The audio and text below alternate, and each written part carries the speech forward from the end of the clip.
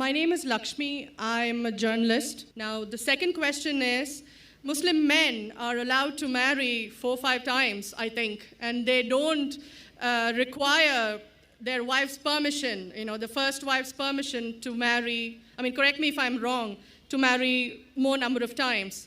So I actually don't see any logic in this because I believe it's one man, one woman. That's the institution of marriage. So please clarify. Thank you. Now coming to your second question. In Islam, men marry 4 times, 5 times, and they don't ask permission from the first 5. Why? As far as polygyny is concerned, a man having more than one wife, Islam is the only religion, and Quran is the only religious scripture on the face of the earth which says marry only one. There is no religious scripture besides the Quran. I'm a student of comparative religion, which says marry only one. There is no verse in the Bible, no verse in the Bhagavad Gita, no verse in the Veda which says marry only one except the Quran. If you read the Hindu scriptures in Ramayana, the father of Sri Ram, how many wives did he have? How many wives? More than one? More than one. 3 wives.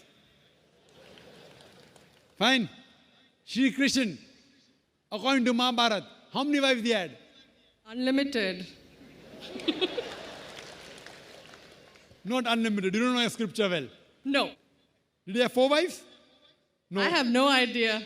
Not 4, not 100, not 1,000, 16,108 wives. How many wives he had? 16,108. So why can't we Muslims have 4? What's the problem?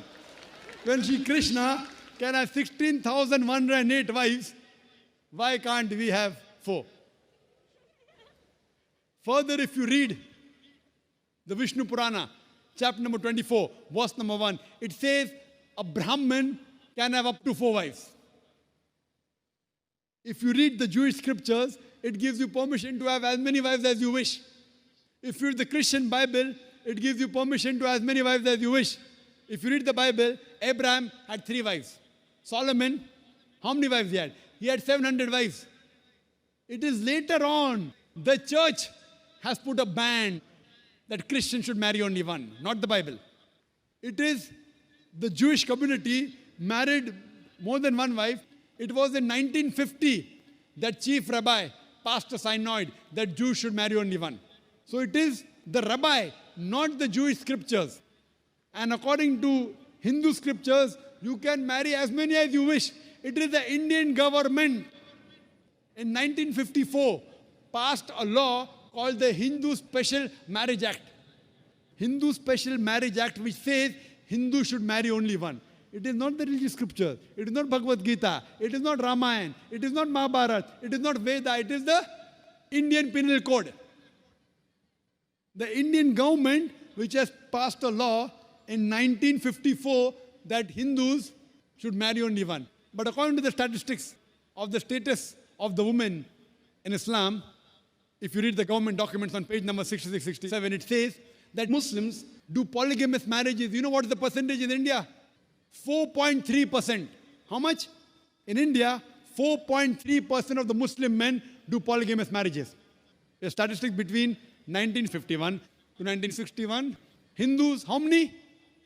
5.06. 0.7% more than the Muslims in India, according to the Indian government. Even though it is prohibited according to the Indian law, yet they do more polygamous marriages than the Muslims. Why? Now, let's analyze what does the Quran say. Quran says in Surah Nisa, chapter 4, verse number 3, marry women of your choice in 2s, 3s or 4s. But if you can't do justice, marry only one. This statement, marry only one, is only given in the Quran and no other religious scripture.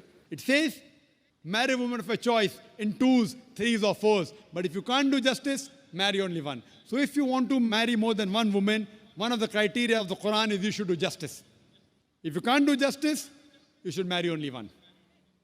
Now, what are the reasons, logical reasons a person can think that why has Islam permitted certain men to have more than one wife. Many non-Muslims think it is fard. It is compulsory for a Muslim man to have more than one woman, to have more than one wife. It's not compulsory, it's optional. It's not fard. It's not compulsory. How many Muslim men do you know who have more than one wife? How many do you know, sister? How many do you know? A few. How many? A few again. Few means 1, 2, 3. How many? Yeah, at least about 3. About 3. Have you heard of Dharminder? Yeah. How many wives he has? 2. Muslim or non-Muslim? Non-Muslim. Non-Muslim. Your previous chief minister, what's the name? Jayalalitha. Yes. Hindu or Muslim? Hindu or Muslim? Hindu. Hindu, fine. Now these are famous personalities. Fine. How many famous personalities you know in India who have got more than one wife? The 3 you know may be locality, fine? Yeah. Local, maybe friend in your neighborhood, maybe your colleague. In India, there are more non-Muslims having more than one wife than the Muslims. Now let us understand what are the logical reasons. Come back to logic now. Now, by nature, if you ask any medical doctor, he will tell you, male and female are born in equal proportion. Girls and boys are born in equal proportion.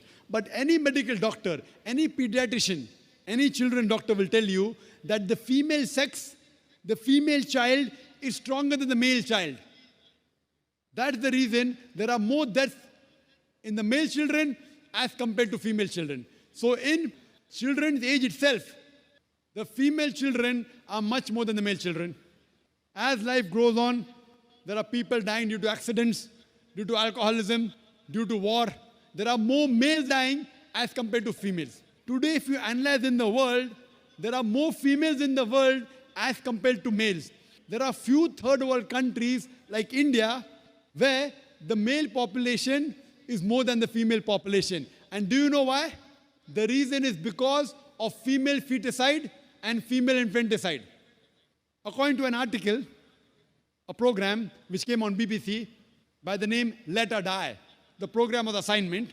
There was a British reporter by the name of Emily Buchanan. She comes to India and she says that every year in India, more than 1 million fetuses are being aborted after they identified that they're females. She says more than 3,000 every day. You multiply, more than 1 million every year. According to the Tamil Nadu government hospital report, she gives the statistics, out of 10 female born alive, do you know how many are put to death? 4. Sister, did you know that? Tamil Nadu, your state, your beloved state, according to the government statistics, out of 10 females born alive in the government hospital, 4 are put to death. There are billboards put in Rajasthan and here, which says that spend 500 rupees and save 500,000 rupees. You know what does it indicate? Spend 500 rupees, do ultrasonography, do amniocentesis, identify the child you're carrying is a female, abort her, and save 5 lakh rupees, 500,000 rupees. Maybe a couple of 100,000 upbringing her, and the remaining 100,000 in dowry. If you stop this evil practice in India, our beloved country, stop the female infanticide, stop the female feticide. Even in India, the population of female will be more than the male population. If you see the rest of the world, if you see New York alone, there are 1 million females more than males. In USA alone, there are 7.8 million females more than males. In UK alone, there are 4 million females more than males. In Germany alone, there are 5 million females more than males. In Russia alone, there are 9 million females more than males. And God alone knows how many millions of females are more than males throughout the world. Suppose I agree with your philosophy, sister, you said, 1 man, 1 woman. If I agree with you, sister, with your philosophy, 1 man, 1 woman. And suppose my sister happens to be in America, or your sister happens to live in America. And suppose the market is saturated. 1 man, 1 woman, saturated. Yet there will be 7.8 million females who will not find life partners. 1 man, 1 woman.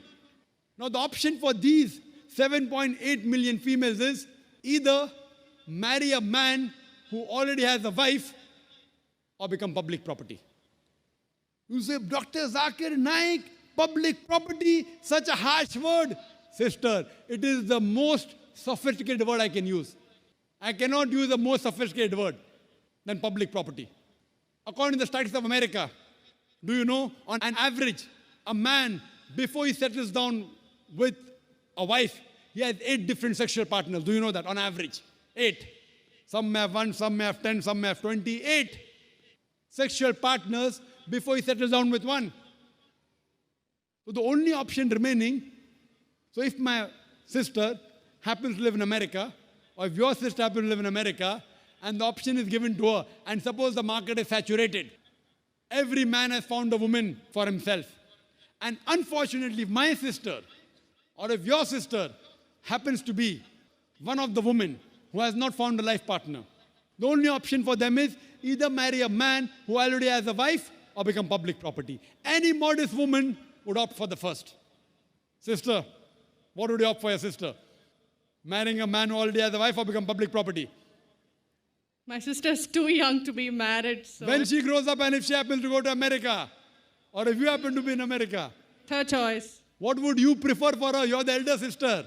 Would you prefer her becoming public property or marry a man who already has a wife and get equal rights? In Islam, if you have a second wife, you give equal rights. In America, the public property has got no rights. She's degraded. She's dishonored. In Islam, she has an equal right. She gets honor. What would you prefer for younger sister when she grows up? Sometimes it's difficult to speak the truth, sister, correct? Especially in front of such a large audience. Anyway, I've got your answer, sister.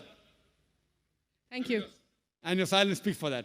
So that's the reason in Islam, sister, men have been allowed to marry more than one wife is to protect the woman, not to degrade her.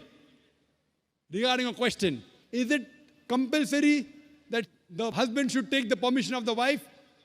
It's not compulsory because if she wants to protect, if that man wants to protect another woman, a normal woman, I agree with you, sister, no woman under normal circumstances would like to share the husband. You have to agree. This is human nature. But if the woman is a good Muslimah, is a good Muslim woman, what she says, let a small loss take place to prevent a big loss. She will say, I know sharing my husband is a loss for me, but I would prefer letting a small loss take place for me to prevent my sister becoming public property. She's a good human being.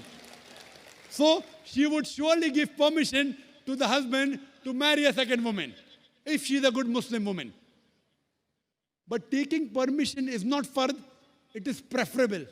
But at least informing is a requirement so that he does justice between the two wives. Hope that answers the question, sister. Thank you.